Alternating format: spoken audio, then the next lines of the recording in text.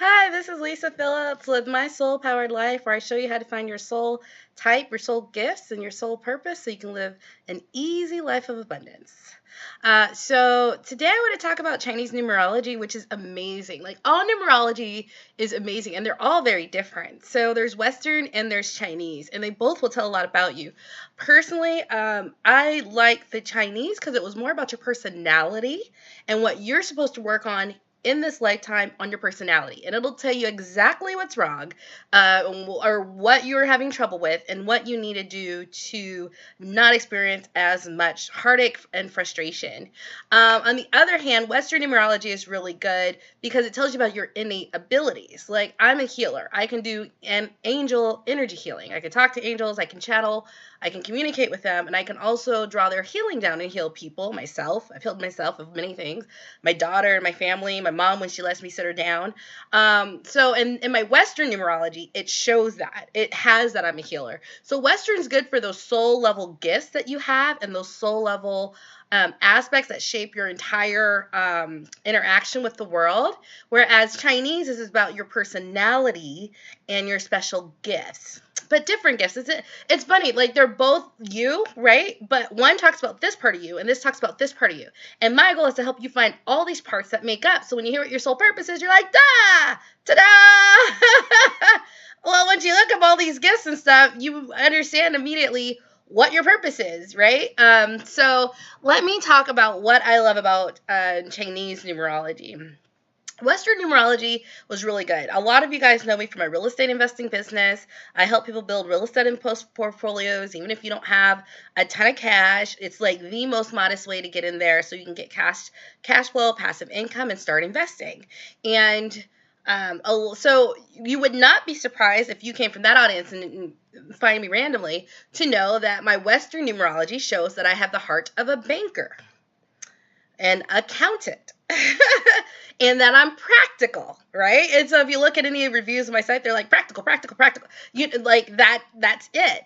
My Western numerology also shows that I'm a healer. My daughter also is a healer, but they also put a word physician. So I'm thinking she's going to be some type of doctor in her life. But I'm a healer in general. They put specifically healer and physician. So she'll be able to communicate with angels and transform and heal people as well, right? So Western numerology will tell you those big things. And if you look at my success in my business for real estate investing and helping others invest as well and teaching them how to do it, you see it. So thank you, Western numerology. It really, if you're on the fence about doing something financial, well, reading that, those leanings you had were part of your soul makeup, make it so it's easier for you to step out into that fully. And then your abundance comes when you embrace what your gifts are, right? So that's Western, and I love it. Western also says I'm a teacher. And what I do, I teach for a living. I teach people how to invest in real estate. I teach people how to find their soul gifts. So it has those practical things about like what your professions are. It has those, what your skill sets are. As far as doing something that makes you money, right? That's what Western numerology is good for. And I'll put a link to an online site that's really good. Now, they have a lot of upsells. You can do them if you want. I personally just like the first part. You can do the upsells as well, but I definitely like the first part where it just tells you all these different characteristics, your life path number, and what you're here to do. Um, so, um, Okay, so that's Western, right? And I think that's what we know about. And it goes off of your birth date and frequency. So yeah, you were born on a certain day. You were going to be born on that day.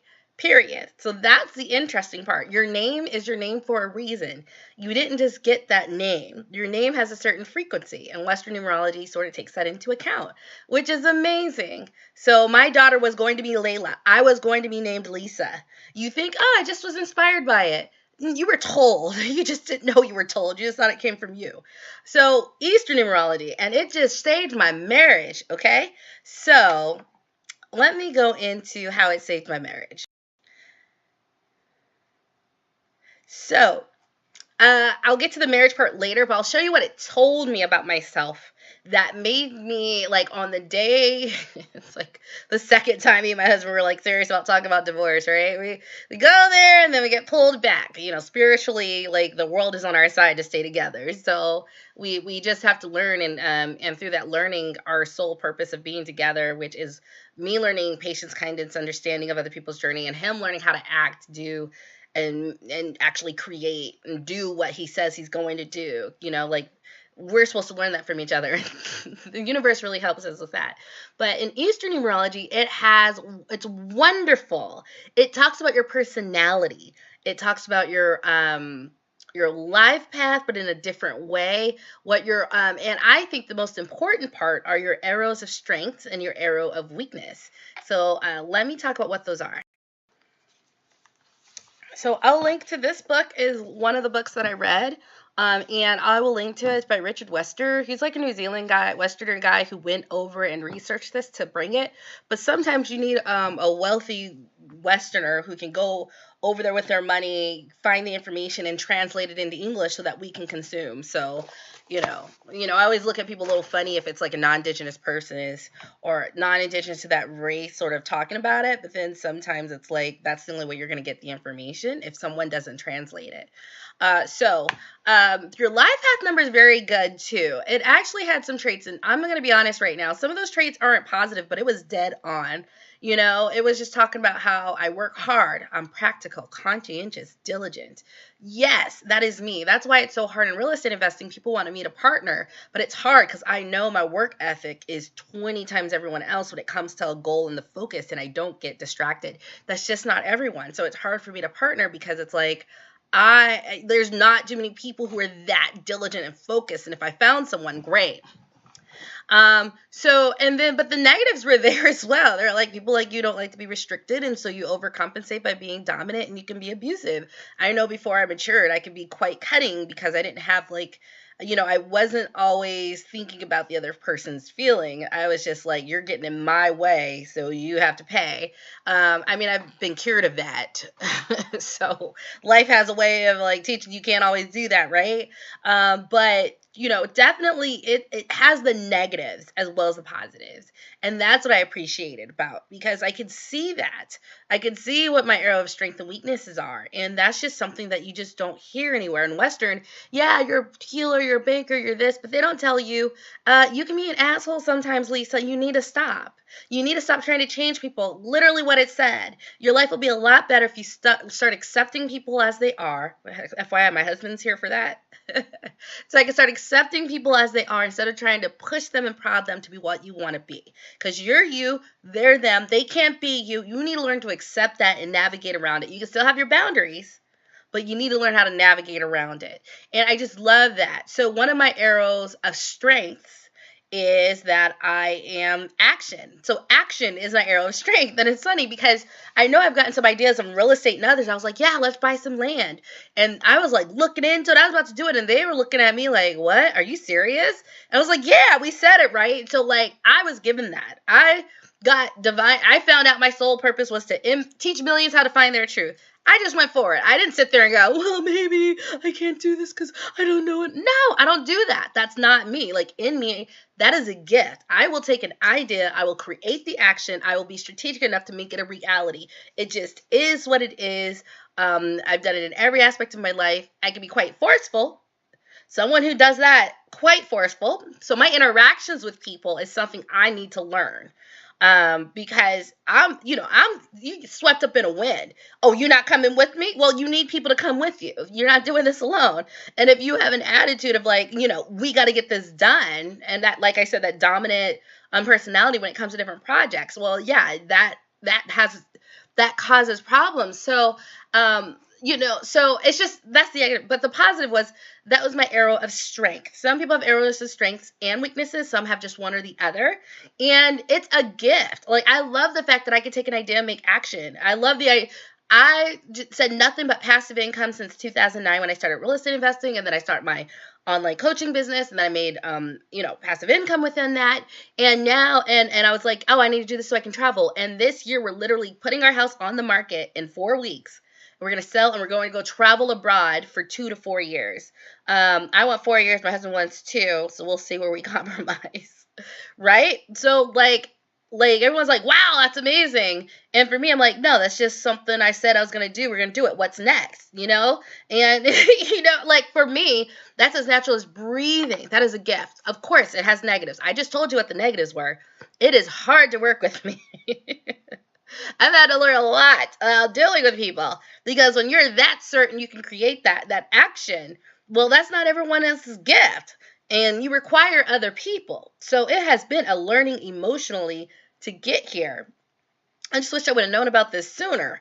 I could have shaped a lot of relationships in high school, college, all throughout my life. But I found out now, and now I'm dealing with it. I still have a long life to live. That was my arrow of strength, and I love the arrows of strength because they're so to the point. My husband's arrow of strength is physicality. So they are physical people. They're like your farmers. They like being physical. We got together about 6 months in. I asked him to help me renovate a property, and even though that sounds like a big deal for someone you've only been dating for 6 months, he was all in it because he got to paint, and we were sawing things, and we're working with our hands. So I happened to tap on the fact that he's a physical guy, right? It's just sort of funny. I see that now more clearly. Then I was just like, will you help me? And I was like, oh, you will? We haven't been dating that long. We're married now. But, physicality. He has hiked the Appalachian Trail. That's a trail, a beautiful forested trail that goes all the way from Georgia to Maine. He hiked the whole thing in 6 months. He has ran a couple of marathons. Physicality, right? So what it means, he's going to be more gifted in that area and skilled in accomplishing goals when it comes in those genres, and just more inclined to it, right? More inclined to physical things. And so he had a hard time being in an office job because, you have that white collar money, but he likes working with his hands. He's a bit of an artist. I think he's one of those people who went into, because he can be intellectual, but it probably would have served him just as well to go into a carpenter trade. And I mean, sometimes you find out about that stuff when you're 40, but whatever. My daughter, her arrow of strength is intellectual. Like Albert Einstein had the arrow of strength. So I can't wait to see what my daughter's gonna be, right? But that's what I love about it. I love my action. I get shit done. No one else can match me. If I say I'm gonna do it, it's going to be done the way I want it to. That is my gift. And now I see why they gave me my spiritual purpose, because they told me to do this. I'm like, let's get it done. This is gonna be better for the earth and for everyone to know these things. Let's do it. I'm not hesitating. My real estate investing business, I renovated 3 properties, and I have a platform of 47,000. I've helped them get to their 3 to 6, 7 properties, right? And my husband, not action, was like, hey, shouldn't you wait until you have 20? I was like, no, I don't want to wait 20 years before I tell people this. This is good information. And I just did it. But most people would be like, I would never with 3 houses. I was like, I don't care, because I know my 3. I can help you. So if y'all want to get to your first 3, I'll help you with your first 3. I did not let my lack of numbers stop me. It was quality, not quantity. Other people would have. So that is what action does. You can build a whole industry of relatively small things because you just focus on this one thing. So that's what Eastern numerology is so amazing. These things changed my life. And then you have arrows of weakness. This is, let's say, about marriage. My arrow of weakness is frustration. So someone who's very action-oriented and getting things done experiences a lot of frustration when it doesn't go their way. Not your way, my way. You can imagine how frustrating it can be. Just inside, you have no clue the frustration. Just, and we had a conversation with my husband the night before, and I was like, hey, you got to change this, and this, or else, I don't know, I'm out. And I was like, think about it. Because I was like, this needs to go a certain way. And then that night, I was reading this book, and I was reading up. I was like, oh, what's this? Oh, that's amazing. That's right. And I got to my arrow of frustration. And the line was, you really need to learn how to accept people as they really are. You're going to have a very difficult life until you learn that lesson. And this is right after I said, I don't accept you as you are. You need to change. It says, this arrow experienced their fair share of setbacks, disappointments, and frustrations. This is usually their own fault. The Chinese don't play. That's what I said. They're very direct. This is their own fault as they expect more from others than they should. It's like, I do. Until they learn to accept other people as they are doomed to continual frustration and disillusionment. No truer words have been spoken. Elizabeth Taylor shares that too. Girl, I feel you. I read that the night before marriage, right after I told my husband what he needed to do to change and how I didn't accept him, like what it had become. So it made me think long and hard that night. I was like, yeah, I do tend to get disappointed when people just don't do the things that I find easy to do. And then that's when I realized that's not a Lisa thing. That is a spiritual tenet that I've been here to learn. This is a spiritual lesson I've been here to really understand so my soul can grow and be more compassionate and understanding and get mastery. It was so powerful. And I think the next day I was like, hey, so I was reading up and found out that I do tend to be really frustrated in life. That was literally one of my weaknesses, just because I don't accept people. So, seeing as how we had this argument, if I don't accept things, I can understand where I was in the wrong. I still have boundaries, though. So, I don't want anyone to confuse accept, because I can accept that you're this way, but I can say my boundaries are, if it rubs me this way, then I will do this. You can still have your boundaries of what you're going to live with, but that's what it was. And so I don't call it eating crow. I was just like, wow. That was super divine intervention to make sure I read that book that night. We have a lot of support to keep us together. Because every time we get close, there's something that just opens our eyes. And it's always so, just timely. So we are supported in being together so I can learn to grow. He can learn to grow together because we have a life contract, and I'll talk about that later. Because it's going to be fun talking about the pre-birth plan with you guys. So that is Chinese numerology. They call it Eastern numerology, but there's other numerology. There is Hebrew numerology and others, and all of these just tell you a little bit about who you are. I recommend to the 100th degree that you get this book and that you find out what your eras are. Your strengths, your weaknesses, and your life path. I implore you to do that. It's so easy to get this information, but it's amazing. It's life-changing. It's marriage-saving. Eastern numerology and Western, you combine them together. Your Western are the positive aspects of you. Your Eastern tells you you're negative, and they'll tell you it's your own fault. And it'll be the truest words you have read. That is why I love the Easter. They don't hold their punches, but we don't need punches held. We need our truths. And we need to go, you know what? That's true. And we need to acknowledge our truths, because then we can start doing what we need to do to focus on our soul purpose. So that's why I'm showing this. A lot of you guys don't even know this existed. I had to go walk through a valley of some crazy stuff to find it, but it's amazing. And it changed my marriage. And you need to know what your negatives are, especially when you realize when it's your truth, it's your truth. That's why I want to introduce this to you. I'll put a link below. You can get it off Amazon like I did. It's amazing. I 100% recommend it. And I will also put a link for Western numerology. You should do both. The Western one you could just do on your own. There's some websites for the Chinese numerology, but I think it's worth getting the book just because it goes into details. And it's your truth, and it can help save you. I found that the Eastern numerology saved me frustrations in my interpersonal relationships. It made me treat my virtual assistants better. It made me understand my brothers and sisters better. It made me understand my relationships better.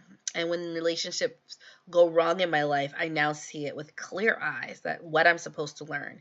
And then for me, acceptance isn't always easy because I do have boundaries. So, but it makes me think in a way I was not thinking before. And then I do come to conclusions, right? So me, acceptance, I just have to accept you're acting a fool. And it's no, I realize I have boundaries, but then I have to be more thoughtful. Well, what are my boundaries? Does it mean he could be himself? And that's fine. Does it mean he could be himself? But if he does this, then I'm mad for those particular actions, even though he is himself. Is it, I have to accept, but this makes me happy. So if this isn't included, then it just makes me think. And I'm not even saying I have the answer. I'm just saying now that I know, I think about it more, and it is more positive than it is when I don't. So spirituality and knowing your soul's purpose and goals 100% helps you with your relationships. So I hope that was helpful. I just really had to get off my chest. And thank you so much. So this is Lisa Phillips with My Soul Powered Life, where I teach you how to find your soul gifts, types, and purpose so you can live a life of easy abundance. Thank you.